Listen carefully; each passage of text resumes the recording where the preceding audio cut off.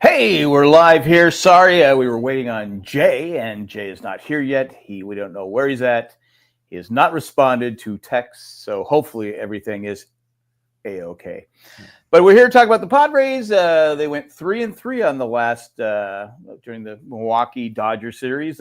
We both said 3-3, I believe, right? I believe we did. Yep. So I'd rather have been wrong, but I can Well, live with 3-3. yeah. It's okay. It's June. What say you, Jerry? Well, again, sometimes you have to decompress from a certain game or certain series and things like that. And I try to keep things holistic and with a WHOLE. Uh, Well, I'm happy bringing that out we're the big vocabulary. Way to go. I'm happy that we're through. I believe it's 26 games in 27 days, and so far we're 7-6. Yes, And it's a that's not bad. Yeah, I mean, it's a very tough part of the schedule. And, we got another 7 games against division rivals coming up starting tomorrow. I think, I think we're doing okay. Look, we come on this every week and there's always better. There's always, oh, we could have won this one. Oh, we should have won that one. I think on this show, we just try to keep things in perspective. We're not trying to DFA every player. We're not trying to, be a lynch mob, for the guys who aren't performing that particular week. I obviously there's some things that could go better. So I would say the reason we're in every game is obviously because our pitching keeps us in every game. It's just the hitting sometimes just doesn't come through. But I think that's a plus and a minus. I was thinking the other day. I go, maybe it'd be better one time if we just got blown out. If we're going to lose the game anyway, just get blown out. That way, you're not using your top. You're not using Estrada. You're not using Morihone. You're not using Adam. You're not using, all your top pitchers. I go, maybe once in a while, even though it's no fun to watch. Maybe it's. I mean, that's why it was so cool when we beat the Dodgers 11-1, and we had Cease go 7, which is a big deal. Yeah. I wish more of our pitchers could go. Obviously, it'd be great if they all could go 7. That's where you mess a Darvish and a Musgrove because they were pretty good about going 6 or 7 innings. But you got guys like Vasquez where they pulled them out. I was trying to watch the game, but I didn't realize I was going shopping that day. We had to go to Costco. I didn't know I was going to Costco. Just to let you know, I go, hey, finally get to watch a game because it's been hard because the Padres. I got to get up so early, and the Padres, those late games, and the first game I woke up at 3:00. I looked, I go, oh, we lost in the 10th? Dang. Then I saw how we lost. I'm like, oh, come on. And then the next day we blew them out. So I was like, okay, I can go to bed knowing we won. I still, but it's still frustrating because you want to watch. I want to watch the game. And so I was texting you guys what's going on. And then I got my phone and got MLB going, but every time I was trying to watch it, my grandson was saying something. You just can't enjoy the game when you're not sitting there in front of the TV. But anyway, it is. Anyway, well, again, the blowout thing. Yes, I mean that's a nice game. It's funny from my bullpen perspective how just one day extra of not having to go through the arms. Somebody on the radio said it the best way too. It's the high leverage situations that the Padres are going through. It seems to be, without exaggeration, about 3 out of every 4 games. High leverage outings. Everything's always a 1-run game, tied game, and so there's more pressure, I think, on pitchers, obviously, and mentally straining and things like that. I know Jay, he's not here to defend himself, but he was questioning what Schilt did, yesterday. Well, that's been a big story. Yeah, and I disagree. Look, either you like Schilt as manager or you don't. You're never going to agree with every decision he makes. I don't, and I love Schilt. And bottom line is, I stated to Jay in our text line, it's all about matchups. So there's a saying that's been going around for quite a while now. It's like the save doesn't always come at the end of the game. The save sometimes is in the middle of the game. And with this particular situation, He felt like, that Vasquez, even though he had maybe some more pitches in him, about ready to go through the lineup a third time. I'm going to bring in a lefty to face the time. Those are, I have no problem with those. If that was the third inning, then yeah, I'd have a problem with it. But what just to prove that he can go another inning, I'm going to leave him in and get a bad matchup third time around the lineup. That's what he gets paid for. And is he always right? In his mind, I would hope so, because I know when I have my opinion, I always think I'm right. Does it always turn out the way that you think it is? No. So I had no problem with what he did. I had no problem with using, guys an inning earlier than what they normally would go.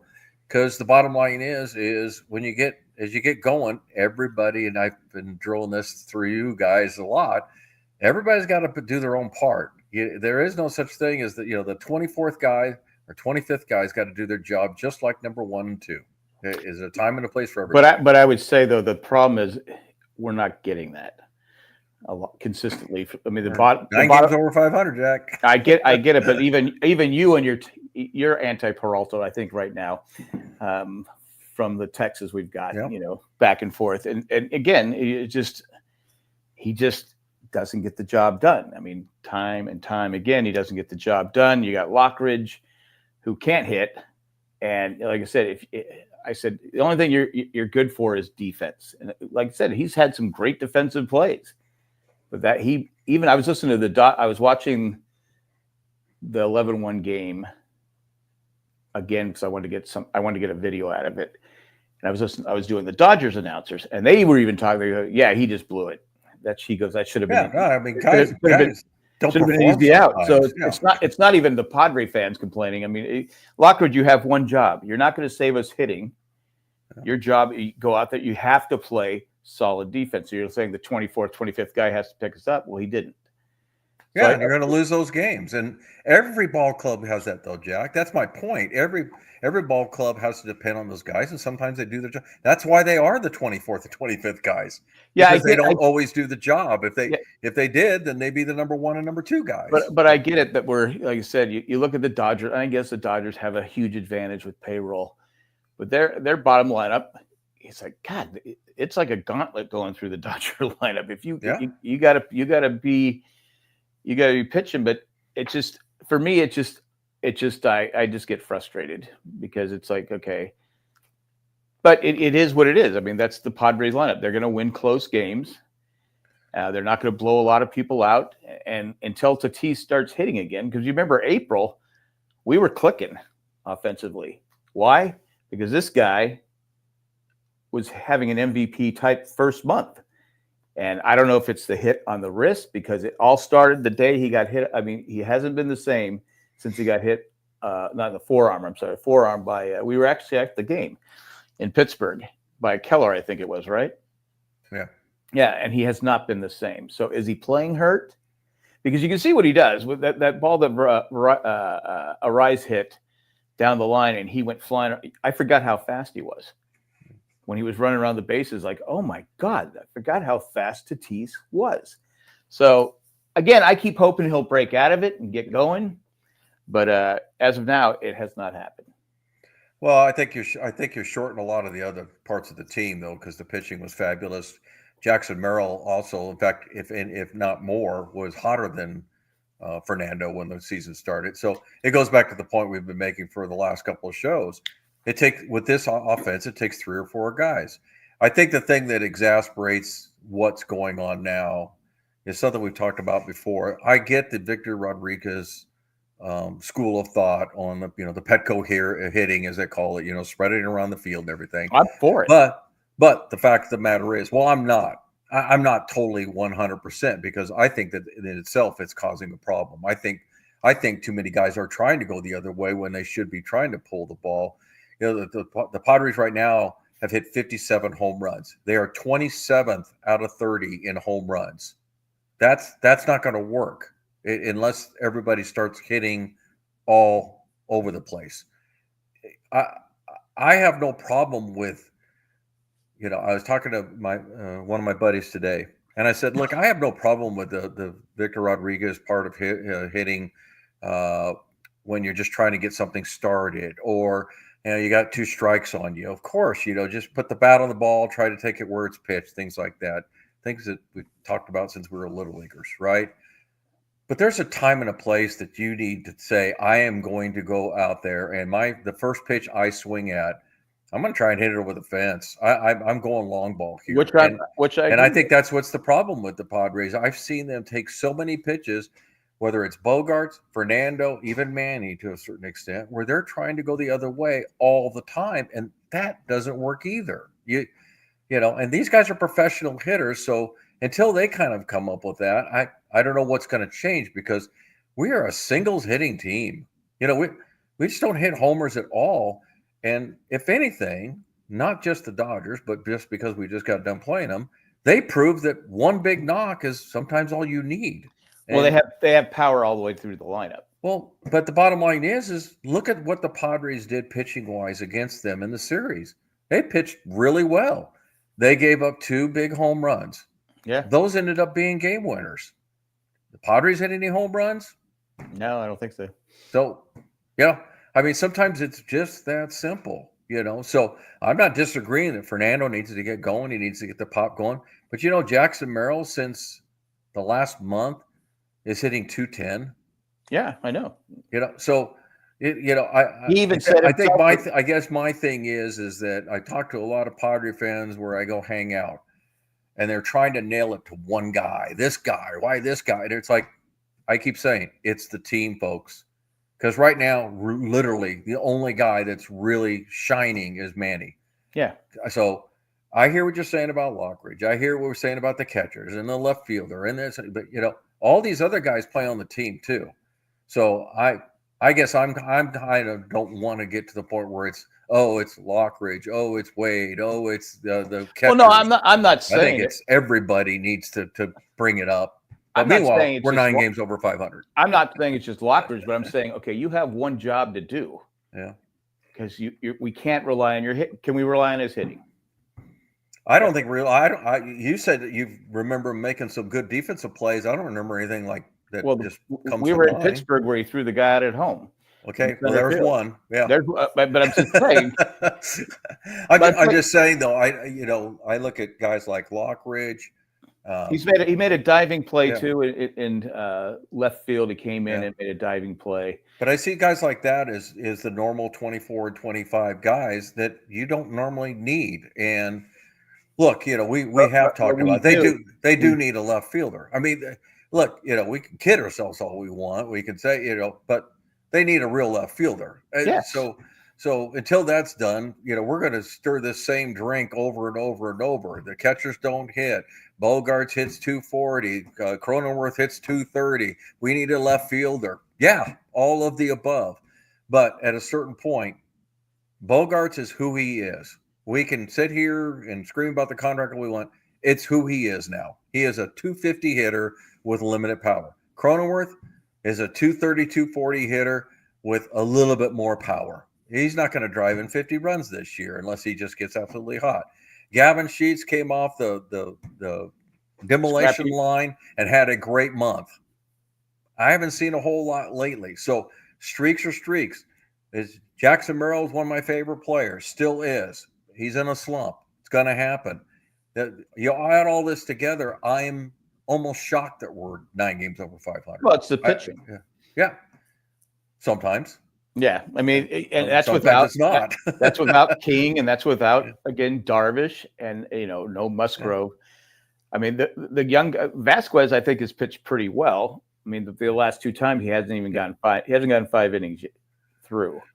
Well, sometimes though that's manager's decision. So I think there's been a few times in that streak where it's more about Schilt just saying, "I got what I wanted out of you." And, that might be the young arm. I really do think that managers pay attention to, what a guy does third time through the lineup, because it's a known fact. Some guys get stronger. Some guys just no, the third time somebody sees them, it's like, yeah, you're just kind of asking for it. Right. There's been bits and pieces, right? But I look at this series with the Dodgers, and to me, it was fundamental mistakes, the bad pitching at the wrong time. And it's guys that we trust a lot, Estrada. Adams, struggling. I think he's not using his fastball enough, but I'm not a pitching coach. But I think that if he used that a little bit more, I think the guys are setting dead He red. throws 94, 95, right? Yeah, no, he got beat the other day by 2 strike counts where he's just throwing the slow stuff. And they're waiting for it. They are waiting for it. So tendencies are always, the thing we talk about with batters and hitters. What do they do? Arise. Why throw him a strike? If I'm a pitcher, I don't throw Arise a strike. No, because he's not going to take a walk. He'll foul off the first 2 that are out of the strike zone. Well, the first one first pitch you can throw a strike because he ain't going to swing at it. But I'll be honest with you, Jack, I was more upset with him. Tatis, swung at the first pitch, got out, right? Arise swings at every pitch. The guys, walking guys. And you've said it before, and I can't agree more. You got to take some pitches. Geez, just because you can put a bat on it doesn't mean you should swing it. And there's no doubt about it. He kind of reminds me of a guy you remember, Manny Sanguillen. Yeah. Manny Sanguillen could hit a ball if it bounced over the plate. You know what I mean? But that doesn't mean you want him to do that. And I think that's the flaw in Arise. And I know it's too early to start talking about that stuff, but let him walk. At this point, I think his on base average is on par with a lot of our guys that are hitting 240 because he never walks. Yeah, I'm set. I said last week, I said his on base percentage has to be his average because he doesn't walk. He walked, I think, was it this week or was it in the Brewers game? I put on Facebook, hell froze over, or not Facebook, Twitter, because I said, how did he walk? I mean, it was a really bad pitch. I mean, it was like a good 6 inches outside, and he didn't swing at it. And it goes back to the situational thing too, right, Jack? I mean, the bottom line is this is a time where the pitcher is not pitching well. Give him a chance to put you on for free. I heard a lot of friction about Manny swinging at the 3-0 pitch. I want Manny swinging at whatever he thinks he can drive. I had no problem with it. He's earned that. Yeah. If just because of the results, you think that, no, you got to wait for a pitch that you get. He thought he could drive it. I'll trust Manny's judgment over any of you Yahoo managers. Yeah, I agree. I agreed on that one too. I said it was a strike. It wasn't like it was a ball. He just didn't get it. Yeah, and so, everybody's like, oh, why, he had Merrill on deck. Well, again, Merrill's hit 210 over the last month. He's only hit 1 home run in that span. So I'm not here to denigrate him. I'm just saying that at a certain point, Manny thought, you know what? If I get one and he grooves one right here, I'm going to take advantage of it. Everything, and everybody be praising the hero of Manny if he gets a hit right there. Because Manny, like you said, of all the bat hitters right now, he's been the one we really can't complain. Why would I not want my captain, my guy that's the hottest hitter? It just didn't work out. It just didn't work out. And like I said, I had no problem with it. Yeah. But again with Merrill, I love Merrill, but. He even said when he was being interviewed, I liked how he had the cheat sheet in his finger on his glove because he didn't have room with the thing. But he said, even I'm slumping. I got to be better. I love his attitude. Well, but Estrada did the same thing in his post game interview. It's like, look, I pitched like crap. He used other words, but I pitched like crap. I own it. I can be better, and that's all you ask. I've told you before, I need to get off X because I just screaming at these people like you guys are idiots. All the criticism. You got to take it. It's just people venting. I mean, I get a little bit of it, but you're not a Padre fan. That's my opinion. Yeah, there's just always going after every player that makes a mistake, that he doesn't get a hit, he didn't do this, he didn't do that. It's your right. Don't get me wrong. It is your right, but makes you sound like an idiot because you're confining everything from a 162 game regular season into one at bat or one pitch. I get it. And like I said, they are 9 games again over 500. You sometimes go, I don't know how, but we're 9 games over because they do. Normally they don't make the mistakes that they made, like in the certain things, certain situations. Yeah. But it is what it. But they got to get a left fielder. Yeah. that would just solve that would solve a lot of problems. You know, Well, and I think a lot of it, though, Jack. Before we leave that, a lot of it has to do with the schedule. Again, we realize these guys get paid a ton of money, but a ton of money doesn't sleep for you. It doesn't your mental, hygiene and all that kind of if stuff. I could sleep on the money, it'd be Yeah, but I'm just saying, you start thinking about what these guys have to do day in, day out. There's hotel rooms, flights, getting in at 2 or 3 in the morning. It's not easy. And if it was, then there'd be a lot more major leaguers, and they'd all be hitting 500, but yet everybody's ERA would be under 2. I don't know what people want. It's like it's kind of like, to me, I always say about the stock market. For all your ups, that means somebody's down. Well, same thing with pitching and hitting. If you're hitting well, then somebody on the other side is talking about that pitcher, and if that pitcher's pitching well, everybody's talking about the hitters on the other side. You can't have it both ways. There's a winner and a loser in every at bat and every game. So I was thinking the other day. I said, maybe it was easier when the Padres were bad. You didn't expect anything. They've been so good. The last year they could have won. I mean, literally, that's the best team they ever had. That was the best chance they had to ever win the World Series. I'm even talking about the 2 teams that went to the World Series, because the teams they played were Detroit and the Yankees. We just didn't match up well against them. But I'll still take the '98 team. I still think that's the best team. Well, it was probably the best team they had, but unfortunately, they played the Yankees, who were. Yeah, but I'm saying they went to the World Series, and to me, they were the best team. Yeah, that lineup was 6 deep, and I mean 6 deep. Oh yeah, I'm looking at it right now. Yeah, but I just think that last year I really believed. I said, okay, they get by the Dodgers. Yeah, they're gonna win this. No, it was a great opportunity, and I felt the same way about the 22 team. Because the bullpen was money last year. They both were. There was really good teams there. And as we say at the beginning of every year, there's going to be 29 disappointed fan bases because they didn't win the World Series. It's just the way it works. I still think this is a good team. I think my perspective has grown to the point where it's like, this is a good team. It's not a great team. No, I think it's a good team. I think it's an above average team. I don't think it's a great team. I sit there and look at, not just this year, but, as you look and kind of expand your thoughts, it's like Tatis, not the generational player we thought. Is he a really good player? Absolutely. Still in the top 20 in WAR with what he's doing. Manny Machado, all-time great, probably Hall of Famer. Still on his upside, right? Yeah. Hey, there's somebody on our screen I don't recognize. Hello. Manny is on. He's on pace to be a Hall of Famer. So you go those 2 guys. We love Jackson Merrill. We love him, right? But he's still young. He's still 21 years old, 22 years old. So we like to think very highly of him. But as far as proven like he's that guy, then you kind of go to everything else and go, yeah, but is anybody else here like a generational player? Is there, is Dylan Cease or Michael King, a number 1 starter throughout baseball? No, they're probably not even top 10 guys. Michael King might be close. Bullpen, Suarez, money, right? But I hate to say it, man, there's a lot of money closers out there.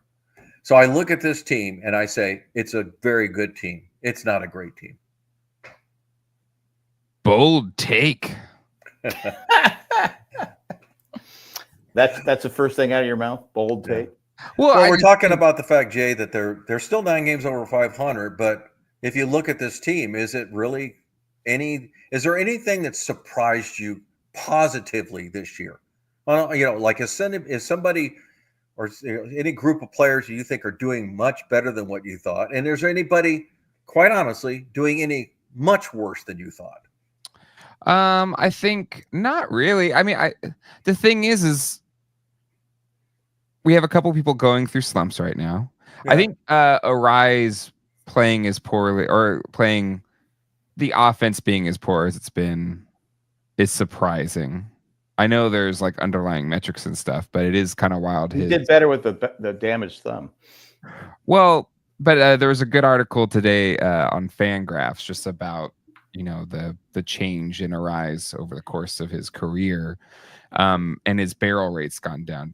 It's kind of like a crazy low rate this season. Because He's just not hitting line drives as much. It's his pitch selection. He's swinging at pitches that are balls outside. But his contact rate in and out is the best in baseball. Yeah. So I think you're saying the same thing, guys. Is his barrel rate is bad. You're right, Jack. He continues to chase, but last year when he chased, he would hit line drives to left field and hit into center field. He's popping up a lot, so he's still reaching the same pitches he's always swung at, unfortunately. So he doesn't strike out, but at the same time, not being selective is costing him because his barrel rate's down. So yeah, because like you said early in the show, why would anyone throw him a strike? And they usually don't. Yeah. They throw him inside or outside. Well, strike on the first pitch that isn't swing at. And he's swinging, and it's just like going, oh my God, take the walk. In that they showed when he swings at a pitch down the middle, he's not barreling those. That's the problem. Is he's not actually. He's probably shocked you got one. but even so, that's the thing I think he's got to figure out is he's not making mincemeat out of those pitches. Yeah. And none of our hitters are doing that. That to me is the problem. We kind of hashed over a little bit, Jay, before you got here, but our power is just not there. And we're talking about the Victor Rodriguez, approach. I'm not saying I'm 100% against it, but it has its limits. We've talked about it before. That means everybody's got to be hitting, or at least 3 or 4 guys got to be hitting. The Dodgers over that 3-game series, and they're not the only ones, proved that they had 2 big hits. That's it. They had a couple of homers, and both of those ended up winning games. So, we are not. So dig the long ball, man. Well, the thing is you can't be 27th in major leagues. 57 home runs to the Dodgers 105. I'm not expecting us to be the Dodgers at 105, but 57. Come on. That's not going to get it done. How are we 2 games behind them? Yeah, so well, you want the honest answer? Because they're not playing very well. No, their pitching staff is shambles. They're putting together, as we saw, 2 bullpen games per se, so to speak. Yeah, and that's why who's winning? The Giants are winning. Why? Because they're healthy. Because they are healthy with their pitching. They're on a heater. Chapman's hurt. Chapman may be down a while. He just went down though, Jay. But the point is, in fact, you actually made the. And they weren't hitting either. Yeah, Chapman and Adames are not hitting. Well, Adames started hitting. Well, finally, because I got he's on my fantasy team, so I'm like, finally. But the bottom line is that their pitching has been solid and they've not been hurt. So when you have that going on, their bullpen's better than ours, ERA wise. Well, not against the Rockies today. They finally got beat today. Yeah. But the bottom line is that health is important. And that's the reason to me we're still 2 games behind. Granted, again, we're still 9 games over 500. How is that? I don't know. Give credit to where credit's due. They've grinded out some games they probably shouldn't have won, and yes, they've lost a few games that they should have won. I like what Oz said about Cease. I agree. Cease, I thought on a contract year would be money. Yeah, he looked great against the Dodgers the other day. Yeah, I would agree with that. There's one, and I'm not saying there's not others, but we'll go through the positions.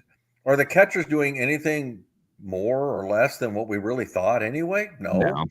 Right? Is left field turning out like we thought it would? Pretty much. I mean, you guys, are Hayward haters.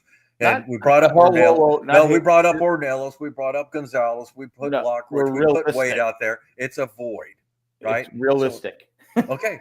But that's what I'm saying, though. Were we expecting any more out of that? At the beginning of the year, were you expecting that much more out of 7, 8, 9? No, I think what we were hoping, right? Yeah. And it's unrealistic. That one of them. Exactly. One would, and honestly, Sheets has hit relatively, right? So there's your one that you got. He started, but his last month has not been that great either. Yeah. But it's the thing, still hit the ball hard though. Yeah. I don't know. I feel like it's just baseball. The Dodgers haven't been hitting. Yeah. The Giants haven't been hitting. We've also faced really good pitching, really, really good pitching. Yeah. And we're still this first chunk of this really tough month or stretch of games. 7 and 6. June. We all said June is the the real test. We're above 500. We're 7-6. Right. So, So- we were covering that. So I think that you're kind of If you getting to would've been my on point, time, you Jay. would've known we I don't already know if talked I've got about a this. whole lot to complain about because Yeah. there's really nothing happening that I didn't expect. Exactly. There's nothing except for Cease. I will agree. That's one that did escape my thought. He is the one that where you're like, okay, yeah, I did not expect that out of Cease. Not on a contract year. And I don't care if it's a contract year. He's having the worst year he's ever. I know, but had. it's his He had a bad contract year year. with Usually the people, White Sox, right? well, the White Sox doesn't count. White Sox. I do like Big Island Bum just because I like his name. For the most part, offensively, there's a hole from 6 through 9, and I agree. Yeah, Bogey. He's had little flashes of whatever. But again, Bogey's been great on defense. Like he's been playing a stellar. I think he's been playing great on defense. It's the best. It's the best he's played defensively since he's been with the Padres. Easily. Because his throws, I used to cringe every time he threw the ball because I was like, oh, it's going to bounce. His throws are money. That one play he did the other day where he came across and had to throw across his body and make play. I said he wouldn't have made that a couple of years ago. Yeah. So I it's kind of relative. Like I feel like Cronenworth is getting on base a lot. Like as a second baseman, he's hitting well for a second baseman, and he's playing good defense. Like really, the only trouble areas. Actually, I'm kind of with Giannis Antigatapoodle on Twitter. He is. Hey, Michael. We didn't. But I don't remember. I'm with him in that what we really need is a right-handed Sheets, right? Like we need a right-handed ace off of the bench because we don't really have one. We have Lockridge and Campusano. I can't believe Campusano's still on I forgot he was on the team. Right? Like there was some radio talk today, very interesting. I'll try to keep it quick about Campusano. Some people are speculating that Schilt doesn't want him on the roster. That this is a Preller. You're gonna put him on. Kind of reminds me of Moneyball when Art Howe with I forget who it was that he wanted him to play at first base. So there's that stipulation, and then the other one is why bother having him if you're not going to use him? And of course, the answer to that is, well, who else? Now, one of the radio hosts said, well, we should just go. I don't go get somebody in rookie ball that can run fast. Just, have somebody at least you can use. We got Lockridge and Wade that can run fast. Yeah. No, I'm just saying, he's just saying as an example, just get somebody that can do one thing very well and just because. But you still have to get on base. The problem is, though, is Campusano's 0 for 14. Yeah. So why would I want to play him? I think that was, to me, the bigger thing is like, what do you expect him? Do you expect Schilt to give him a 4 at-bats even every 5 or 6 days? Like, to me, you got to talk about trade or DFA somebody. It's Campusano. He's had multiple opportunities. It's not there. Might be the nicest guy in the world. It's not there. So sometimes to me, it's like, let him go then. Get something for him. Get a bag of beans. I don't 6-pack of Pepsi. I don't know.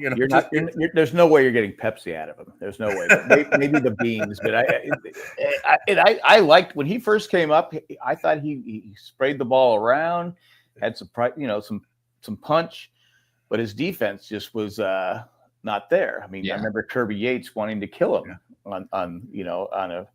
at the end of a game, but he's just also it's hard as a hitter to like get in a rhythm. Like he's been used so sparingly. So anyway, whatever. It is what it is. I think Jay, to that point though, he's gone down. Look, there are certain players, and I think he's one of them. Like all kidding, I think he's one of those guys. He's a 4A player. Sure. He's too good for AAA, but he's not good enough for the majors, know? And there's been a legacy of those kind of guys. Sure. Just tear up the minor leagues, but they just can't make that one more There's a movie called Bull Durham that taps into exactly. Yes. So I guess, we're still all waiting for hopefully Preller to make a move. I think the bottom line is that we're kind of stuck. We're kind of stuck with what we got for a while because the Padres don't have is a 10 games over 500 team. Somebody great. And I think I I don't know. Maybe I'm trying to read minds here. I think Priller's worried to go get another try at somebody rather than get somebody that's actually good enough to do it. And I've heard a lot about Duran. I've heard a lot about Robert. Taylor Ward to me is still the best fix, because if I'm going to get a 220 hitter, I'd rather have a guy that's going to hit 15 to 20 home runs for us and play solid defense than take a chance on somebody else. Yeah. But I mean, we're 10 games over 500. If we get through this month at 500, I think that was what we were hoping for. Yeah, I mean that's a win in my book. And then you hope you gain some games in July, and then you sprint. Yeah. You hopefully get something at the trade deadline. You sprint towards the finish. I think this is this series coming up is a big one. Sure, absolutely. And I think it's big for tiebreakers. Absolutely. I think we all assume and acknowledge that the Dodgers are going to make the playoffs one way or the other. So a tiebreaker with them, I'd love to have it, and it's still within reach. I mean, it's 1 and 2 for crying out loud. But I think it's the Giants and the Diamondbacks that we really need to have the tiebreakers with. Agreed. I just have this gut feel it may be just like That's last a logical year. conclusion. Yeah. Yeah. And as of now, we have the tiebreaker with the Giants, right? Yep. 4-2. Yeah. And we haven't played. We haven't played the Diamondbacks yet, right? No, This will be our first series with them. Yeah. So I obviously, again, it's a 3-game series. It's not going to be everything, but sure would be nice to get a jump on them. That offense scares me. We got Pavetta going against them in Arizona. One of the games, and it's like, or we're playing in Arizona next. It's not. And the ball just flies out of there. And. But their pitching's terrible, so maybe our offense will kind of light up here. Well, we got Kelly and Gallen going against us, and they both seem to have not pitching well. Well, they both seem to have righted the ship the last couple of starts, so we'll see how it goes. But it's all right. If we can get Arise to take a few more pitches and everybody else to take a few pitches, we'll get to their bullpen by the 5th inning. And they have a bad bullpen, and then boom, there it goes, because their bullpen is awful. I mean, they make the Rockies look good. Yeah. That's where we'll see how it all plays out. But so it's a 4-game set against the Diamondbacks, right? In Arizona, 3. Okay. 3. Yeah, that's easier. Then it's 4 with the Dodgers. Yeah. Oh, so we go from Arizona to Dodger Stadium. Yeah. It's crucial we have a good series against Arizona. Got to get at least 2 out of 3 there, and hope for a split in LA. I think you go on the road. That's what you look for. I think we could split with the Dodgers on the road. Yeah. Again, their pitching staff, like I said, it's in shambles. Have you guys talked about the whole game 2 and then basically punting the game? No. I don't know if I even want to give that any exposure. I think Dave Rogers is a horrible manager, and I've said it since day one. First, I go, why does he hate? I think I even put it in our text. Does he hate the kid? Why is he leaving that poor kid out there like that? And then when they brought in Kiki Hernandez, I said, come on, we're bringing a position player in the 6th inning. I go, this should not be allowed. Agreed. My philosophy on position players pitching, especially when they're just throwing 40 miles an hour, all right, you should just forfeit. Exactly. Because it's screwing up the stats. I mean, you got people hitting home runs, people hitting RBIs or base hits.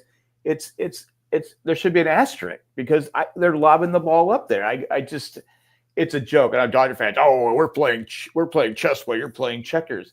No, you're just crap. I mean, it's crap baseball. And it's embarrassing. It's embarrassing. It's a mockery of the game. And I've said this on my YouTube channel, and people go, "Oh, you must be fun at parties." I go, it's a joke. It's a joke to have a position player who's what they should do if they want to do that. Then you carry some guy who's a pitcher that's in the minors or something like that. A nobody that's never going to make it, and you let him be the guy. Okay, he's our designated pitcher when we're getting blown out. Yeah, it's something like that, and you carry an extra spot because it should not be allowed to have position players pitching. Or you forfeit the game. Yeah, it should be a forfeit. Because my problem, I think I said this in the chat, and again, he pulled his stars, so that's cool, whatever. But even that you're pulling your stars. is with the Dodgers is they have enough hitters that they could be down 8 runs. Yeah.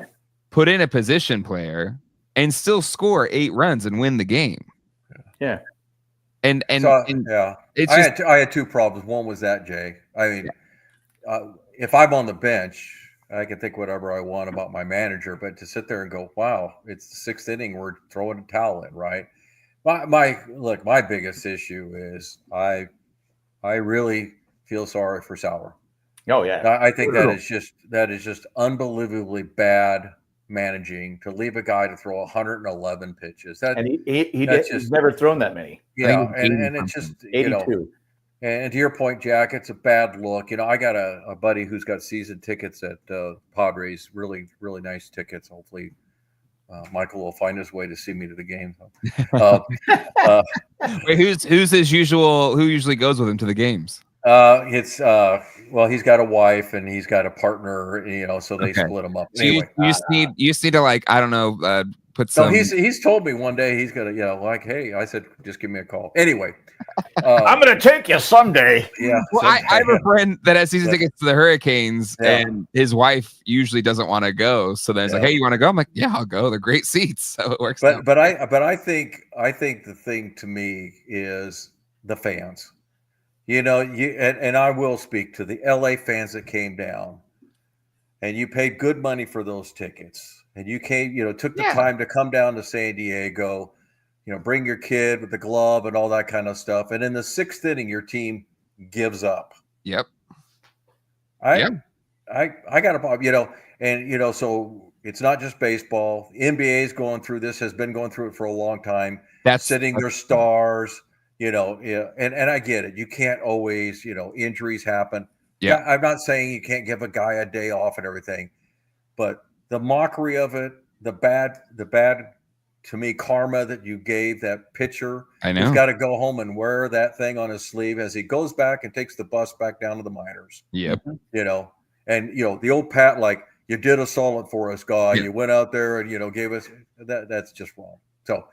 He was waiting for him to give up 9 runs so he could take him out and put in Kiki Hernandez. Yeah, exactly. So anyway, I can't stand Kiki Hernandez. Yeah, he could have brought in. He could have brought in another reliever. Above Max Muncy, Jay. He's this far above him. I can't stand him. They both have very punchable faces. Very punchable. Yeah. Well, I wouldn't try and punch Max Muncy, but Kiki, I might take a swing at it. I could probably outrun Max. Yeah, exactly. You could outrun Max Muncy. Yeah. I wouldn't want him to catch me though. But I just thought I felt so bad for that kid. I'm like going, like you said, he's got to go back down to the minors. He's 111 pitches, and it's almost reminded me like how we used to treat Ryan Weathers. Ryan Weathers. I'll just go out there and get shelled at a young age. I'm like going, what are we doing here? Yeah. What are we doing to this guy's confidence? But agreed. Anyway. But yeah, I think that rule needs to be changed. Dave Roberts is an ass. I'll just say that. He is an ass. As far as Padre fans are concerned, what he pulled with the whole Manny Machado throwing in, he's just an ass. I'm sorry. I can't stand him. Yeah, I actually know an LA Dodger fan in the same group that I go to. Let's call it what it is. I go to the casino and I know a lot of people over there, and they know I do Padre podcasts, so we talk a lot about. And there's a guy who's been a Dodger fan forever, so I have no problem with that. Loyalty is strong no matter what fan base you're in. And I asked him about Dave Roberts, and I said, "Here's the question." I said, maybe not you, but most of your fan base was calling for his head last year. Oh, easily, yeah. Yeah, I mean, during the Padres playoff, like if and just saying, this they don't win that series, he's done. This guy's horrible. If he doesn't win the World Series this year, he's gone. And I said, so the guy wins. They win the World Series, and I'll say despite him, or maybe he just had a few string of games where he actually did right. And now you sign him to a long-term deal, and he goes, "Yeah, I know." Yeah, and it's like, because I don't get it. I mean, I don't know how anybody could just like overnight just turn into the greatest manager. And of course, I told you guys earlier this year, somebody on the Dodger Nation or whatever was putting out, Is Dave Roberts one of the best managers of this time and everything? And of course, I did respond to that, and I said, "Well, why don't you go ask Bruce Bochy?" Yeah. Yeah. And when you at least get close to where he's at, then you could come back and talk to it. Yeah. Well, I've talked to Dodger fans. They, on Twitter, they'll go, "Well, you guys had a chance to have him as manager. I'm glad we didn't hire him." Yeah. I wanted him. I admit it. At that time, Joe Jack, they hired Jace Tingler, I think it was. I was furious that they let Dave Roberts walk away. But I'm like you. Best thing that could have happened. Yeah, because or maybe he'd be a different guy if he was with the Padres. I don't know. Do you think he'd actually win with what the Padres budget, especially had back then? Yeah. I go, he wouldn't. He would have been under 500. Yeah. They didn't have a good team. I will say this. Speaking of managers, I was not a fan of. Actually, I haven't been for a while, but in general, I think Schilt overcomes. I think he's a better manager overall. But I do not like his bullpen selection. I did not like his bullpen selection this series. I thought you were not here to defend yourself because we did cover that. Are you both on Schilt's side? I didn't cover the Vasquez. I didn't see the game, so I only saw bits and pieces of it, so I couldn't really say the whole thing. I want Vasquez to. I would like to see him go because I'm to the point where I was like, okay, we're in so many close games. Jared and I said we're in so many close games that our bullpen they're pressure situations. We don't rarely blow anybody out, and we rarely get blown out. So we're in like every high game. Leverage. Yeah. So I'm like, I would like my pitchers to go at least 5 or 6 innings, and I think Vasquez, if he's going to be one of the guys, he has to start pitching more. I mean, honestly, the last 2 times he's taken him out at 4 2/3. I don't mind the Vasquez poll, honestly. I mean, I agree only at 60 pitches, so let him go. But my guess is Vasquez is going to come up in the 4-game series against the Dodgers, so he probably don't want to overexpose Vasquez to the Dodgers lineup. That would be that I don't mind so much. What I did mind was just you had Morahone who was in a groove, and why are we then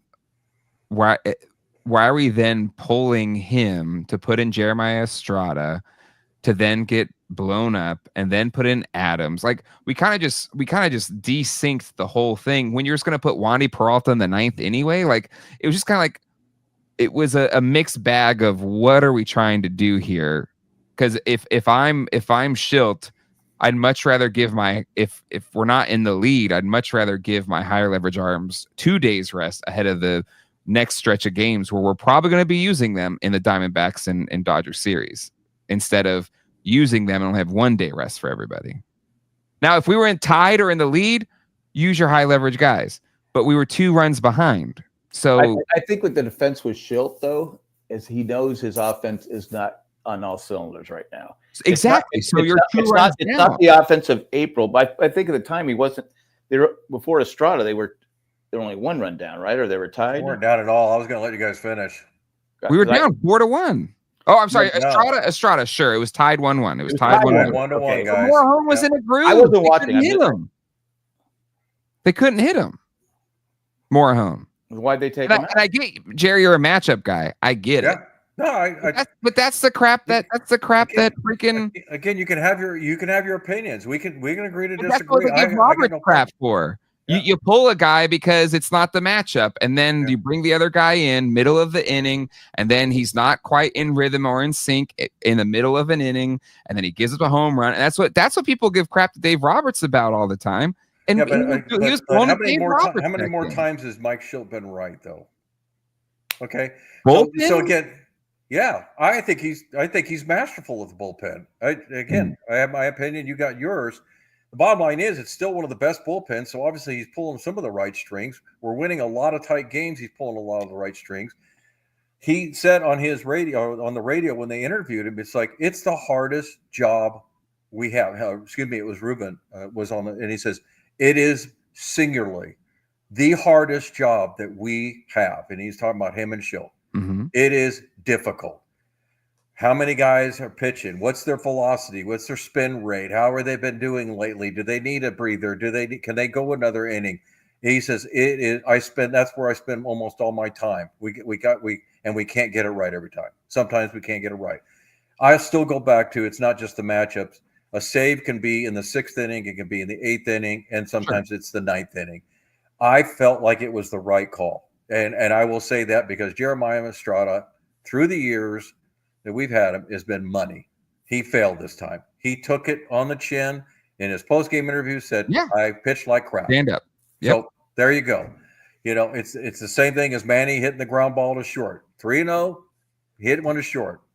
Hey, that's my decision. I made it. I didn't get under it. I hit it to shortstop. We're done. Can we just say, like, it was a really good play by Mookie Betts. Like, it wasn't like a soft grounder to an easy spot and short. He hit it hard. He had to go get it and make a play.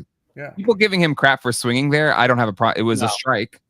Yeah. Just to get the best Can I say this, though? I want to thank the Dodgers for playing Mookie at short and not right field, because Teoscar Hernandez, the play, the triple that Wade hit was like a 50% chance catch or something like that. It just looked so bad. Yeah, I mean, it was no to me. So here it is, right? The time of the game and everything, but his looked twice as bad as Lockridge's misread. Yeah, it looked twice as bad. But that's because he kind of went down to one knee like he was trying to dive, and it's like that's not even a dive. No. That's a me dive back in the day. I could never get flat out. I always went knee first and then just kind of reached over. Yeah, but I was like going. I just want to thank the Dodgers for doing that, because you have Edman, you have Kim. I'm sure Kim can play short, and I still don't understand why they are playing. Betts plays a great shortstop, like you said, Jay. Yeah. That was a good play. Mm-hmm. That wasn't an easy play. If Machado was a little faster, he might have beat it out. Yeah. But Betts I think he was running down the line. I don't think he was. No, I'm saying, but he's just not. He's not overly fast. I'm saying if it was like a Lockridge or someone running. Maybe I will say this: if the Padres had Teoscar Hernandez in left field, we'd probably be 5 games in front. So sure, I mean, easily. I take Teoscar now. Yeah.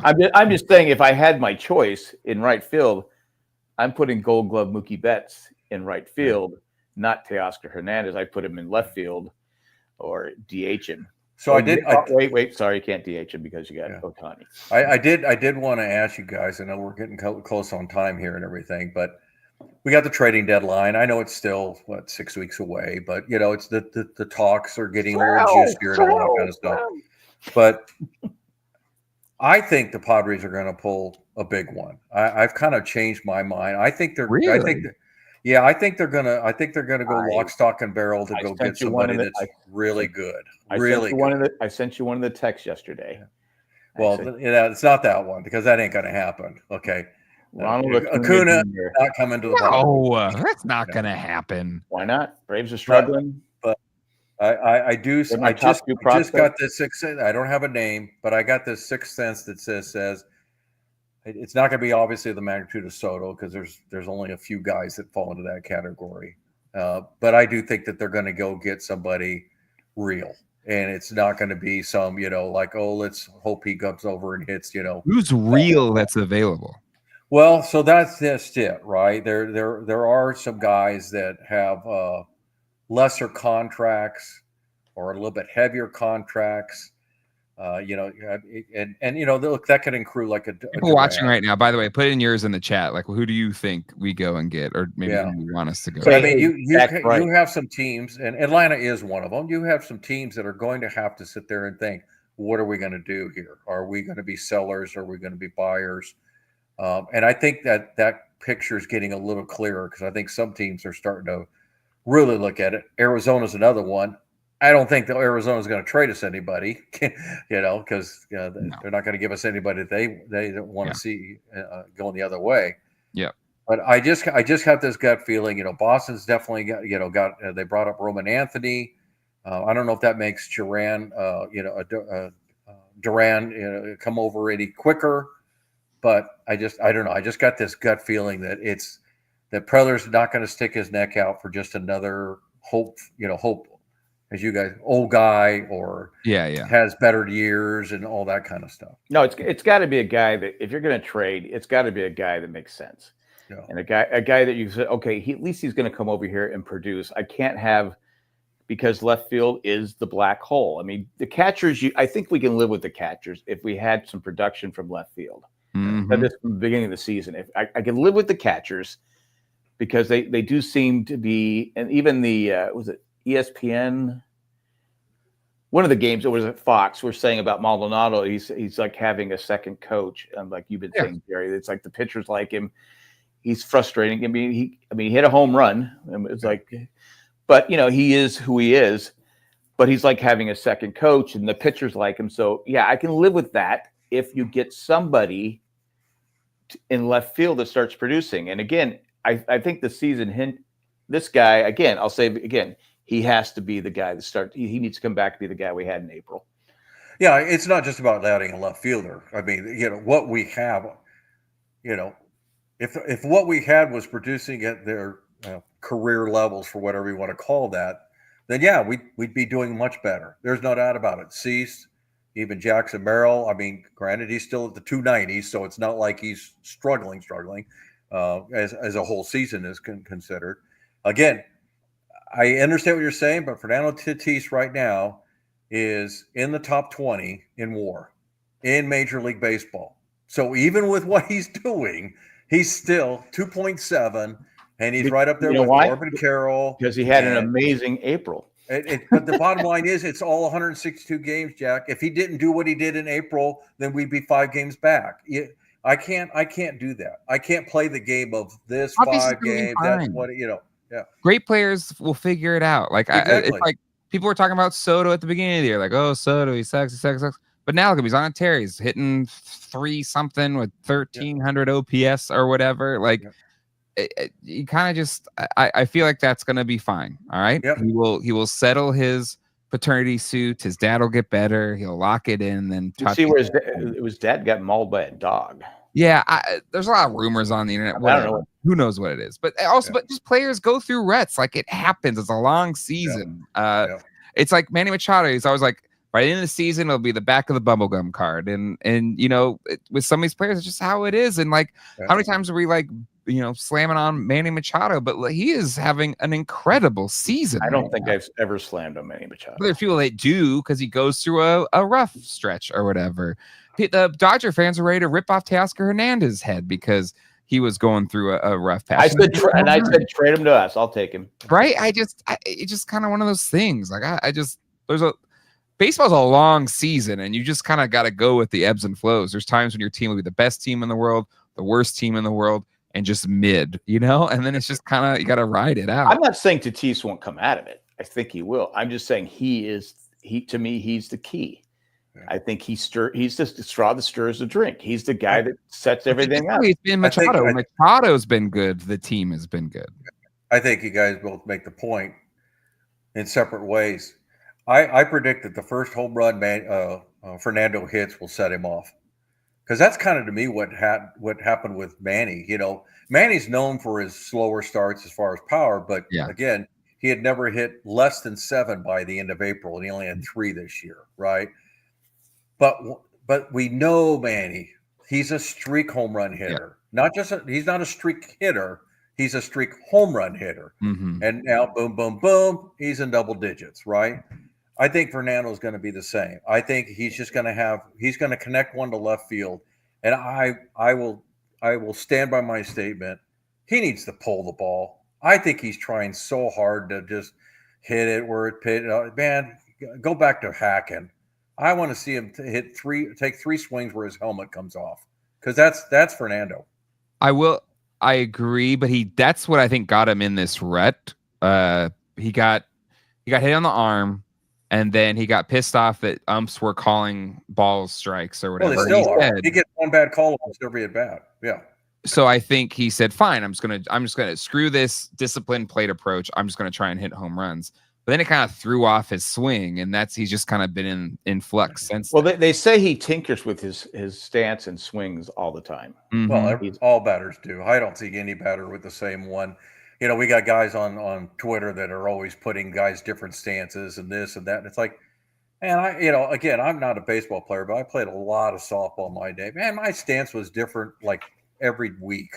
Because sometimes you felt like your hands were fast. Sometimes you're a little slower. You might move your back foot a little bit, because you're just not comfortable with the box. I mean, that's what guys do, Yeah. it's when if they start coming up with a different stance, and like now my hands are low, now my hands are high. Campusano did. I think he just screwed up his total approach. But I think Fernando's one of those guys that's, to me, is not learning well from Victor Rodriguez. I think he's the guy that needs to be him. What he's teaching is fine for a lot of hitters, but it's kind of like I was telling the guy maybe his today, dad's a better pro. You go to a golf pro, and if he's a good pro, he works with what you have. He doesn't sit there and just absolutely change everything in your swing. I feel like Fernando's changed his swing. Can I just say something? Yeah, there's a few players on that team that Victor, and you can hear interviews with Victor, is like, I'm there to support, but they have their own coaches, and that like, so Jackson Merrill, he even asked like he has two hitting coaches outside of the Padres that are his actual hitting coaches, and then Victor's there to add support and stuff like that. Right. But his swing is these other coaches, and then same for Tatis. Tatis's hitting coach is his father. Yeah, and it happens all the time. Whenever he gets in a rut, his dad will fly into San Diego. They'll sync up, and then they'll go on a heater for whatever reason. If his dad got hurt or something, he hasn't had his dad to come out and kind of relock in his swing. Yeah. But so I think for like the star players, the superstar players, I don't know how much influence Victor is having on. I had 4 hitting coaches myself. But like, what I'm saying? So I was so glad I didn't have a hitting coach, because nobody could fix it. Yeah. You were hopeless. It's kind of like where I think the Yankees, what they did well, they brought like a few of Soto's like personal hitting coaches to the Yankees team, so they were there for him and stuff like that. Anyway, we should probably wrap it up. Yeah. All right. So how many games we got coming up here? We've got 7. All right. I'll go first since I haven't been on in like 27 years. It's been a while. I'm going to say we go 500. I know we can't go 500. Math is hard. No, I think I'm going to hope. Ideally. Exactly. Tatis needs his Padre. Exactly. Glad you could join us, Michael. I'm going to hope for 4-3. Yeah. Thing is, Michael watches a lot of Padre games. He'll text me sometimes about whatever's going on. He commented X-Ray's name is also Michael. So. Nice. Yeah. Oh, really? Oh, cool. Awesome. Too many Michaels in the scaring me. Me and X-Ray had lunch together today. So. Oh, thanks for the invite. And he's still talking to you. That's Who paid? Split? Barona. Yeah. Oh, okay. Nice. Barona paid. I say 4-3. That's. I hope it's 4-3. I'm gonna go 4-3 too. I think 4-3 is a good call. Okay, I'll be the optimist. I think we're gonna go 5-2. I think we're gonna sweep Arizona, and I think we're gonna split with the Dodgers. I hope you're right. I hope so too. I mean, I do too, but I could have gone 4-3 easy. I really could have, because I really do think. But he's calling us out, saying we went. Well, no, I think you. But I think you guys are. I think you guys ultimately could be right. Because I think 2-1 against the Diamondbacks is very doable. They scare me though. They really do. The Diamondbacks offense is incredible. They get on a heater with all that hitting, and it doesn't matter how bad their pitching is. Yeah. But I'll continue to say this, and if we get smoked by them, then you can blame me. But I think we match up very well against the Dodgers, and I think all these last couple of years have shown that, you know what, we're not afraid of the Dodgers. I don't think we're afraid of the Dodgers, and I mean that with all due respect. I really do. The Dodgers are a great team. Oh yeah, but we just match up well with them, and you never put one. We limit Ohtani's damage against us, and we did very well against the front three. And of course, of the three, actually, Freddie Freeman scares me the most, and he almost got us. He killed us. But he's just you know a great what? hitter. He's a great. No, hitter. I mean, come on, their first 5 hitters are all. He should. Great. If we didn't have Hosmer, he would have been a Padre. Yeah, I guarantee. You know that Mookie Betts thought he was going to get drafted by the Padres. Yeah, he also thought he was going to get traded to the Padres. Yeah. I like Mookie and I like Freddie. They should be Padres. I love them both. It's a shame they're Dodgers, but I do love them both. Yes. Yeah. They're the I only wonder. two. I wonder if they. drivers I in the wonder if they really like Max Muncy or Kike Hernandez. Nobody likes them. Nobody.